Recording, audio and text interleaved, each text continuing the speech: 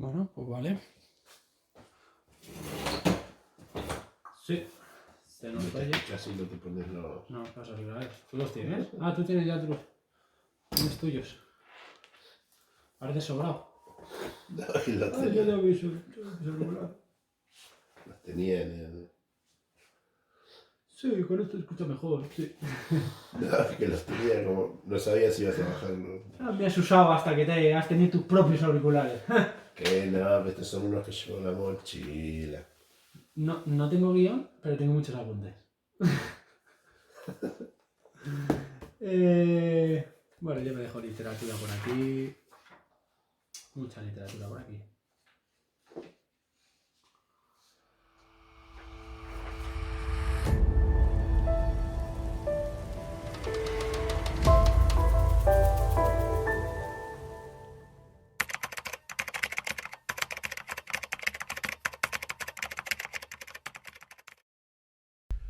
¿Qué tal, chaval? Bien, con ganas de empezar. ¿Con ganas? Es que hemos tenido un paroncito inesperado. Sí.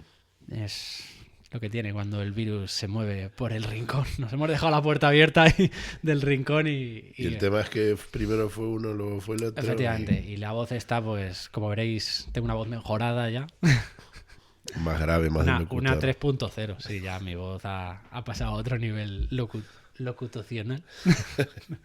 Bueno, que nos habíamos dejado el tema a medias. Como creo que tenemos mucho que decir, advertimos de que posiblemente el capítulo lo paremos pronto, pero en vez de sacarlo dentro de 2 semanas, saquemos un par de ellos por semana seguida y así retomamos la semana que toca.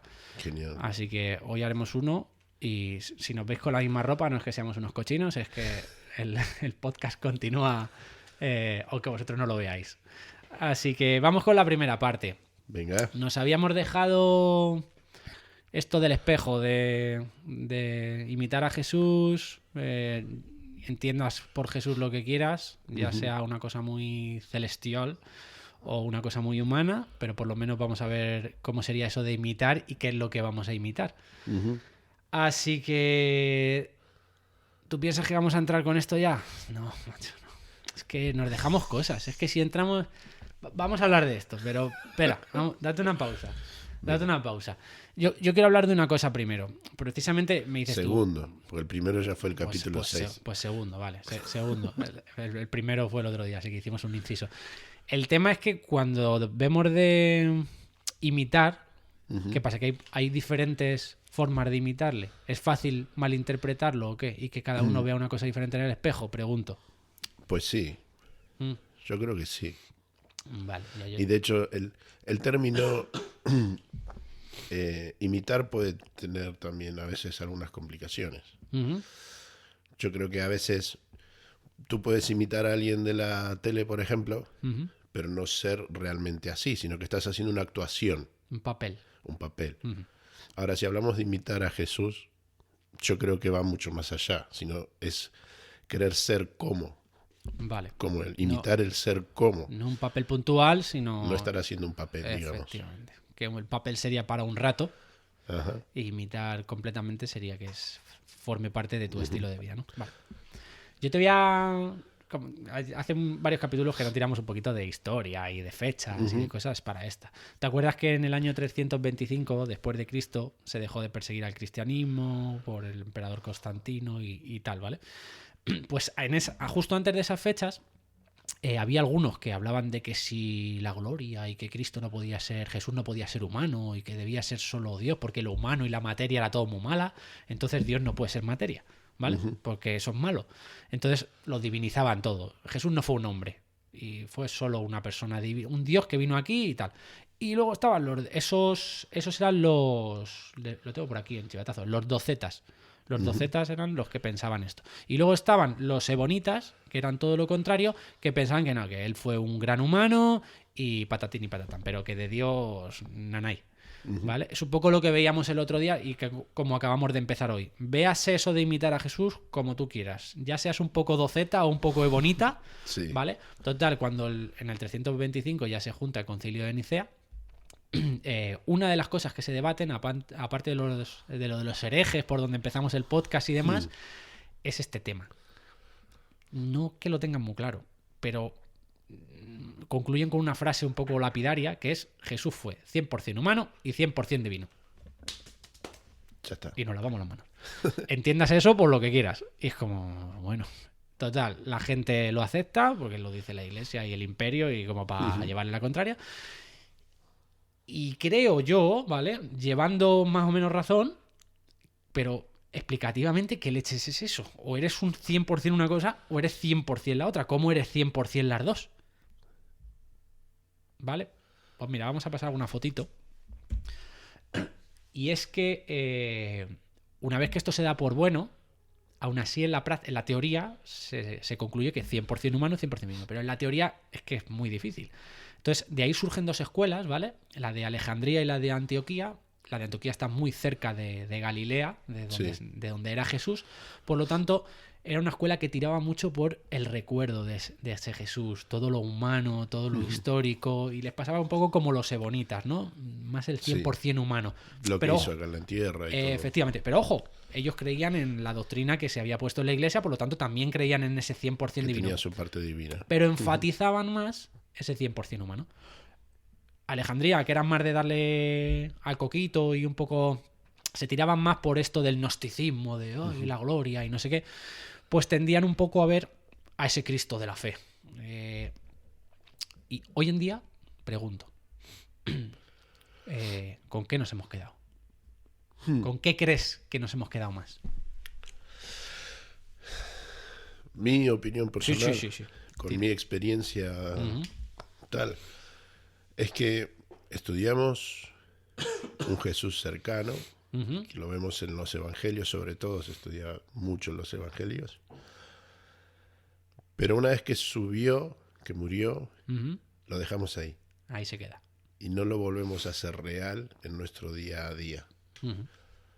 Esa es mi percepción. O sea, de pasar a algo humano que hemos estudiado, lo divinizamos y lo dejamos ahí. O sea, como veríamos en la primera imagen, ¿no? Es un Cristo victorioso de su cruz, con los ángeles por debajo, él muy en lo celestial. Y mi pregunta es un Cristo muy contemplativo, muy de mirarle y de alabarle y de orarle y de pedirle, pero todo muy... muchos kilómetros de distancia, ¿no? Y luego, por otro lado, tenemos ese otro, que no tiene tantos rayos de luz ni tantas nubes, pero que se acerca mucho a la gente y ya no está tan arriba, sino que está un poco más abajo. Aquí vemos los dos puntos de vista, ¿vale? Ya, pero es que creo que acercarnos de vuelta a este Dios, a este Jesús, perdón. Sí. Una vez que lo tuvimos divinizado, nos da escalofrío. Porque nos enfrenta a una realidad a lo mejor. Yo te tiro una cosa. ¿Qué se escribió antes? ¿Los evangelios o las epístolas? En la Biblia están los evangelios primero, Mateo, Marcos, Lucas, Juan, y luego las cartitas de Pablo, Santiago, Juan... Los evangelios, ¿no? Game over. No. Trampa. ¿Ves? Es que lleva trampa. Aunque no estén primero, las epístolas. ¿Sabes qué pasa? Que las epístolas, sin estar mal, empiezan a centrarse mucho en la muerte, sobre todo Pablo, ¿vale? Y la Iglesia, por ejemplo, es muy paulina. Tiene mucho heredado de Pablo. Y sin estar mal, vuelvo a repetir, se centran mucho en la muerte y la resurrección. La muerte y la resurrección. Y los evangelios surgen como una respuesta. No negativa, negando lo que decía Pablo, pero una respuesta de ¿y qué pasa con la vida de Jesús? Entonces, ahí empieza Marcos a contar la vida de Jesús, Lucas empieza a estudiar y empieza a decir, a ver, ¿qué hay aquí? Y coge un poquito de Marcos, un poquito de otro lado, y surge Mateo, y años después, muchos años después, surge Juan, dando toda su visión sobre la vida de Jesús. Entonces, ¿a qué voy con esto? Que no nos podemos quedar con una cosa ni nos podemos quedar con la otra. Y uno de los peligros del Cristo de la fe es perder de vista al Jesús histórico. Y uno de los peligros del Jesús histórico es acabar perdiendo de vista al Cristo de la fe, ¿vale? Claro. Entonces, ahí no nos empezamos a ubicar. Mira, tengo otra imagen que pasa un poco lo mismo. Cuando pensamos en la última cena, ningún cuadro, fíjate, de estos, aunque el de la izquierda se parece un poco más, ninguno es el típico, ¿vale? De la Santa Cena. Pero aquí vemos nuevamente un Jesús con corona, bien vestido y demás, como muy, muy glorioso. Y en el otro lado, que ese cuadro, por cierto, lo voy a poner porque lo tengo para colgarlo aquí en el salón. Yo me quedaría con este. Es vamos a llamarlo así, lo siento, que es un tío muy normal. Está ahí sentado, muy familiarmente, de charla, y parece mucho más de calle, macho. Y aquí voy con la primera historia. No es una cosa sin la otra, pero ¿cómo imitas si el espejo en el que te miras te devuelve una imagen gloriosa, perfecta, que lo sabe todo, que no se equivoca? ¿Cómo imitas? Eso es imposible de imitar. Entonces, sí, lo ves como como algo a lo que llegar, pero que sabes que no vas a llegar. Pero que sabes que no vas a llegar. Lo que pasa es que si realmente estudias a Jesús en todo su contexto, particularmente, yo lo veo más parecido a esto que a eso. Claro, pero es uno de los problemas, que al final, y lo digo como cristiano de toda la vida, sí. No nos metemos a estudiar tanto eso, sino que vemos lo que nos transmiten y lo que... Vuelvo, no es una crítica a la institución religiosa, ¿vale? Porque digo la costumbre que hemos heredado al final. Se ha enfatizado esto. El ir y ensalzar al Cristo glorioso y dar gracias al Rey poderoso y todos los atributos, el Salvador, sí. todo muy... Sí, no, pero por eso yo también, cuando empezamos y me preguntaste mi opinión, yo te dije, es muy fácil caer, yo he caído en eso. Y en no querer acercarme a este porque me da escalofríos porque lo veo más cercano y más real. Claro, entonces estás de acuerdo con que la Iglesia ha caído en esto. Sí, pues, sí. ¿Te acuerdas que yo te dije que cuidadito con lo de la palabra herejía? En el capítulo 1 veíamos... Porque, claro, herejía depende de quién. Pero si el que crea la palabra herejía con unas normas es el primero que las rompe, ¿se le puede llamar hereje? Se le debe llamar hereje. Vale, pues que sepas, y aquí va la primera herejía del capítulo de hoy, que la Iglesia es hereje.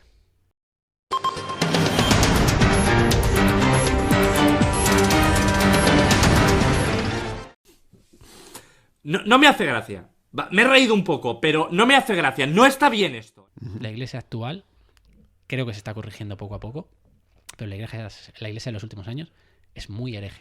¿Por qué? Porque una de las primeras enemistades de la Iglesia, contra lo que lucha la Iglesia, es el gnosticismo.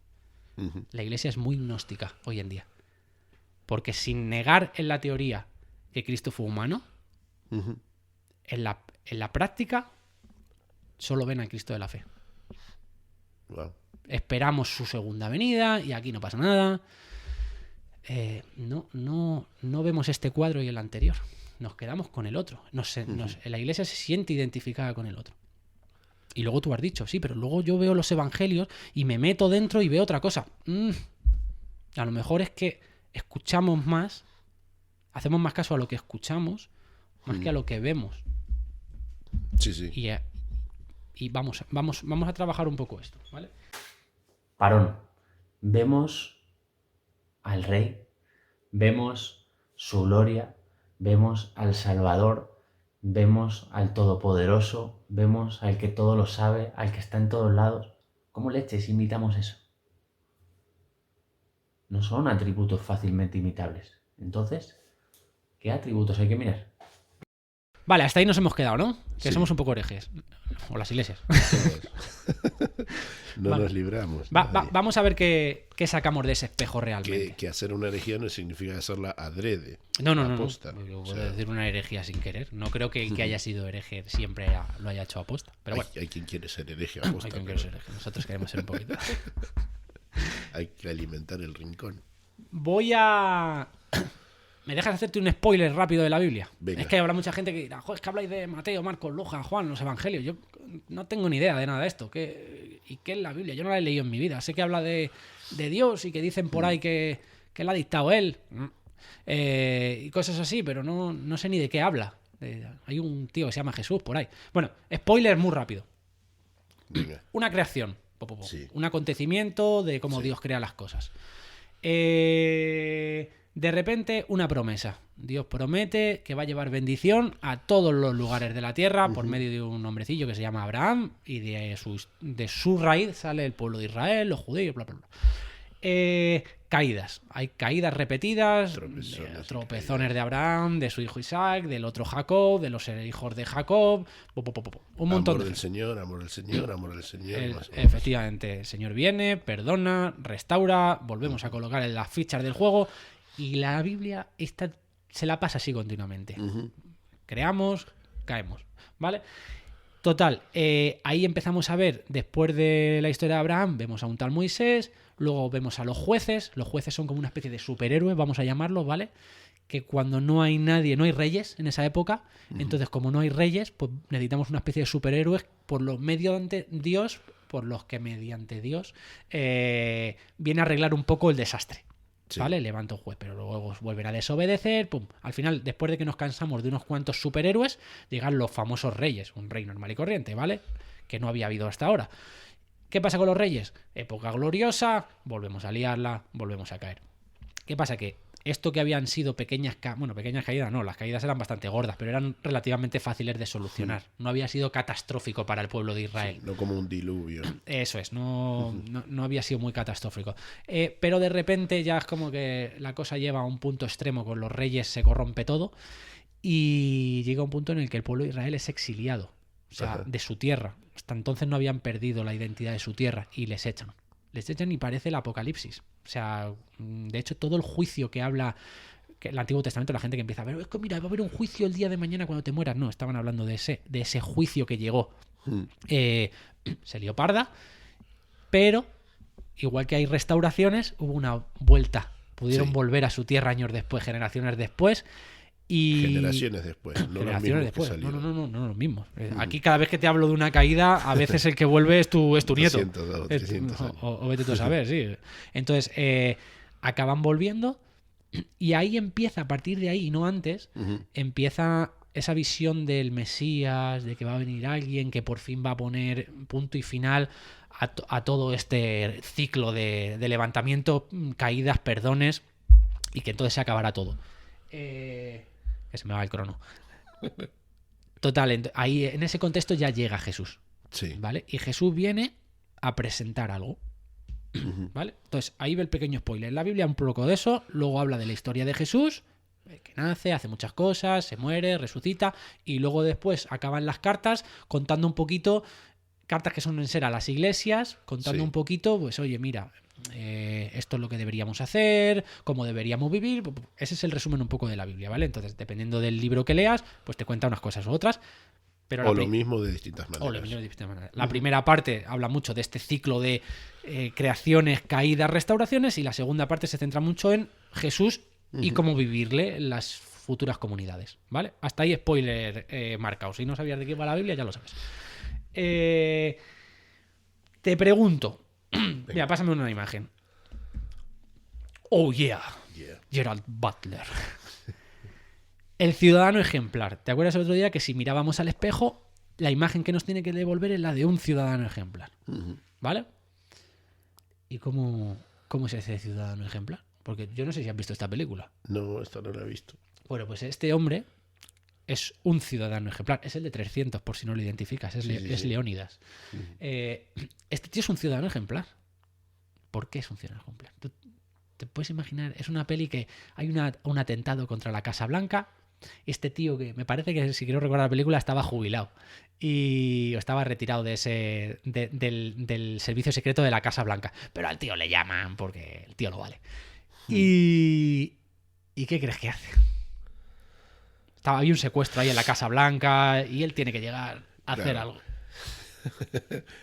Una típica película americana que Total. va y Efectivamente, el tío soluciona el mundo. se carga a todo el que no tenga su color de piel, a todo el que no hable su idioma, levanta la bandera americana por todo lo alto, salva al mundo y lo siento por el spoiler. Ciudadano ejemplar, muy de venganza, justicia por mi mano, arreglo las cosas para los míos y atente a las consecuencias si no eres de mi bando. Y eso es lo que consideramos un ciudadano ejemplar. Y eso es lo que el pueblo de Israel en la época...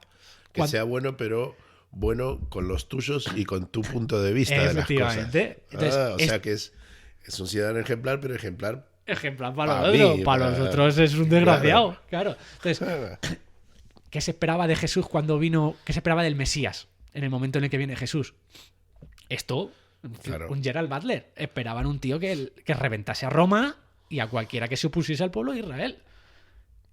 ¿Qué viene? Vimos algo en algún capítulo que sacamos una foto de Aquiles y tal. ¿Qué viene? Mira, ante el tío justiciero y el tío vengativo y el tío soldado o guerrero, surge alguien que en Mateo 18:21, por ejemplo, te dice que perdones. Y dice un tal Pedro, ¿cuánto? ¿Cuánto le dice Brian que perdone? 7 veces 7. 77. 70 veces 7. ¿Y eso qué es? El número 7 es el de la perfección. O sea, es todas. O sea, perdona todas. Como, entonces no entro en la Casa Blanca y me cargo a todo el mundo. Vale. Un tío que en el Padre Nuestro, cuando te está enseñando a orar, o sea, su base, oye, ¿cómo hablamos con Dios? En un momento dice, perdónanos como nosotros perdonamos a los que nos ofenden. O sea, perdónanos como nosotros perdonamos. Ya, pero yo no perdono. Entonces pues mira. Entonces no puedes orar. O no puedes ser perdonado a priori.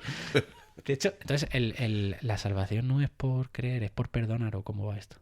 Bueno, de hecho, habla ¿Querés que hablemos de eso?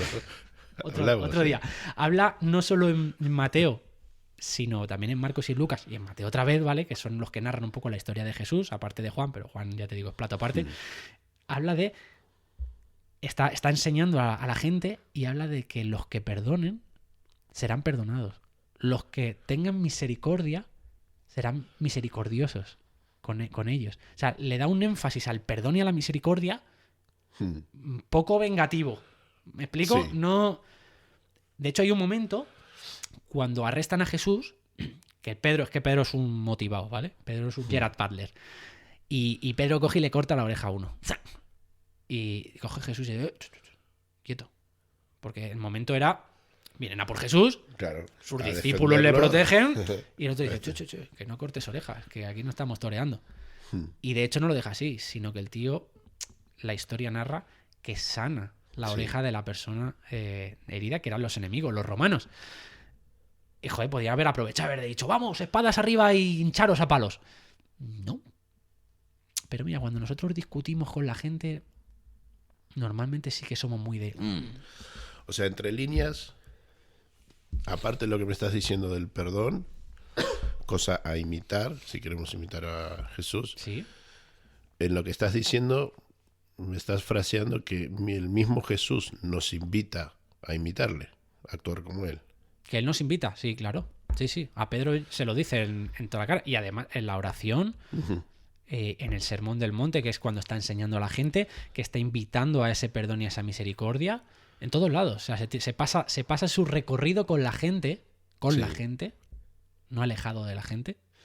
Ni en el púlpito. No. O sea, pasa su mayor parte del tiempo con la gente, en la calle, enseñando un estilo de vida a imitar.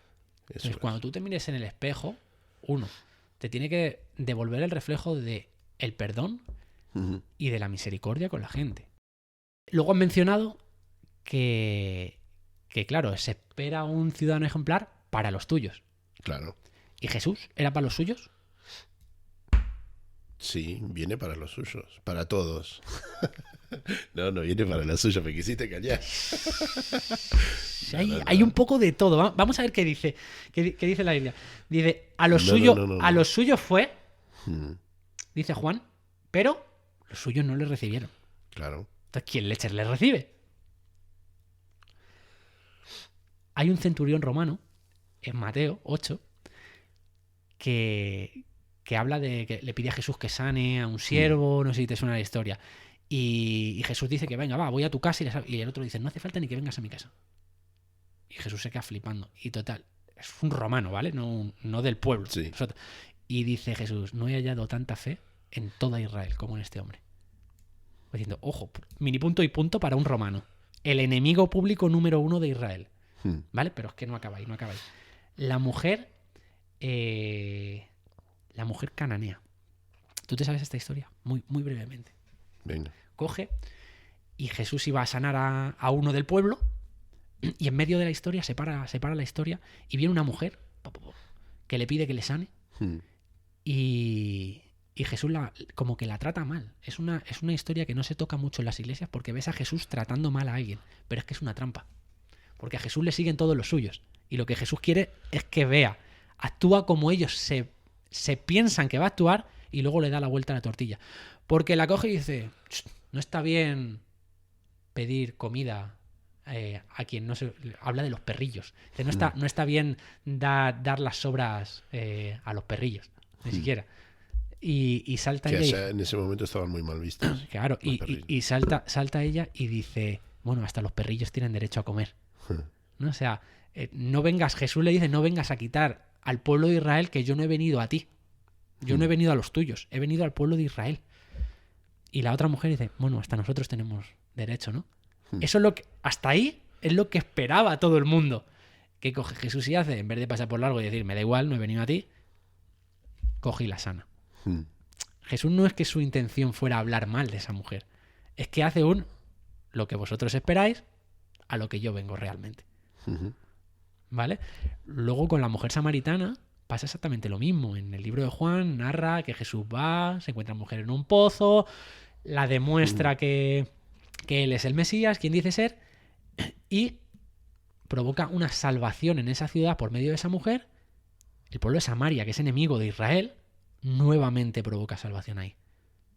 Entonces, estás viendo cómo no viene a su pueblo nada más, sino que viene a extenderlo. La frase que veíamos al principio de Abraham es que Jesús viene, o sea, Dios bendice a Abraham para, por medio de su tribu, bendecir a todas las naciones de la tierra. O sea, no viene a los suyos, no viene a defender la Casa Blanca o aquí a España o al país del que seas y ya está. No viene a o sea, él viene a todos. De hecho, por ahí más a...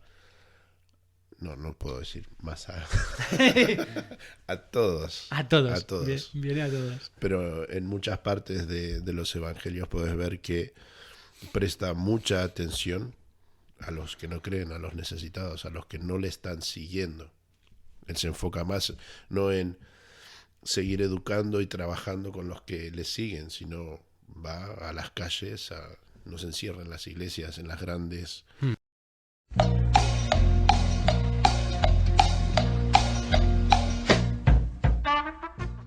Sí, como que monumentos cristianos y tal. Vamos a ver unos capítulos más adelante. Yo lo veo aquí ahora y no sé cuánto tiempo pasaría en la iglesia y cuánto tiempo en la calle con los que no lo conocen. Yo creo que enfatizaría más en la calle en los que no lo conocen. Es que, sin descuidarnos a nosotros, ¿no? Pero justamente eso, creo que hemos hecho nos encerramos en nuestra iglesia con los nuestros y el que quiera hacer caso que venga. Pero es que Jesús no es mucho de eso. Ya veremos dentro de unos capítulos el tema de la comunidad y las iglesias, ¿vale? Porque no queremos quitarle su importancia, pero sí queremos darle una redefinición absoluta.